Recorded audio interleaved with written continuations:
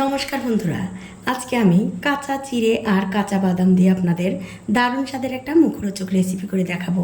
আশা করি এই রেসিপিটা দেখার পর আপনাদের ভালো লাগবে। তো রেসিপিটা করার জন্য দেখতে পাচ্ছেন আমি এখানে কিছু চিড়ে নিয়েছি আর তার সাথে নিয়েছি কাঁচা চীনা বাদাম। তো এতটা চিড়ে আমার লাগবে না, তার জন্য আমি অর্ধেকটা চিড়ে অন্য একটা বাটিতে তুলে নিচ্ছি। এখন একটা কড়াইতে দিতে হবে সাদা তেল।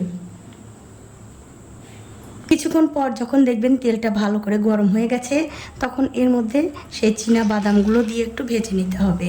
আর আপনারা অবশ্যই একদিন হলেও এই রেসিপিটা বাড়িতে বানিয়ে খেয়ে আমাকে কমেন্ট করে জানাতে ভুলবেন না আপনাদের কেমন লাগলো। তো এই দেখুন বন্ধুরা, বাদামগুলো কিন্তু আমি খুব ভালো করে ভেজে নিয়েছি। এখন এই বাদামগুলো তেল থেকে খুব ভালো করে তেল ঝরিয়ে তুলে নেব। বাদামগুলো তুলে নেবার পর ওই তেলের মধ্যে ভেজে নেব এই চিড়াগুলো।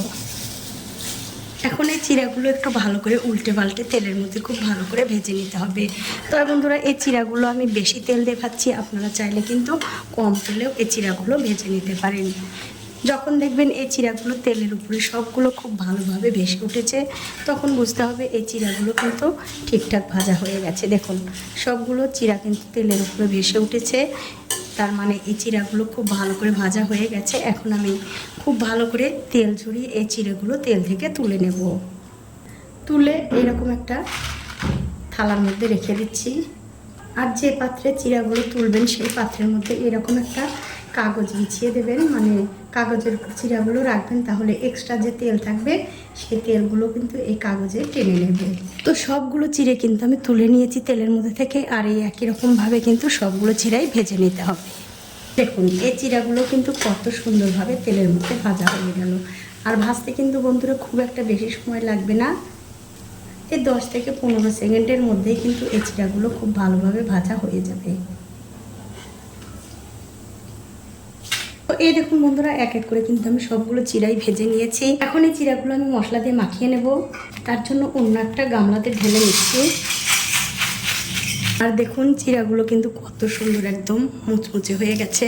এখন এর মধ্যে দিয়ে দেবো আগে থেকে ভেজে রাখা সেই বাদাম, আর দিয়ে দিচ্ছি একটু গ্রিন মটর, তার সাথে দিয়ে দেবো একটু ভাজা মশলা। এখানে আমি গোটা জিরা, ধনে আর শুকনো লঙ্কা ভেজে গুঁড়ো করে নিয়েছি, সেই মশলাটা দিয়ে দিলাম।